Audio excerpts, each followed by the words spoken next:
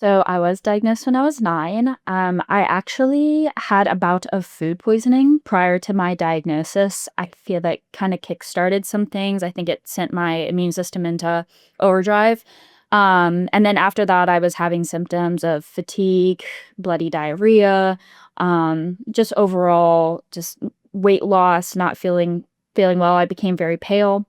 I was brought to the hospital and actually St. Louis Children's. That was actually in Missouri, but we were very close to it. And I was so afraid of the doctors, so they did one test, and I was like, I'm never going back. My parents were very nervous to bring me back to the hospital because I made such a fuss of it. And then since we didn't follow up, my dad was in the military at the time, and we were actually stationed in the Netherlands.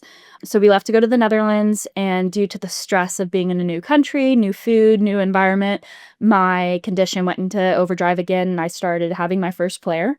We had a lot of doctor visits in the Netherlands because I was so tired that I just kind of gave up on going back to the hospital. And that's where I started seeing Dutch doctors that put me on Remicade infusions. And then I was still having some symptoms and needed to do like bowel preps and stuff. So that's when I got my first NG tube as well.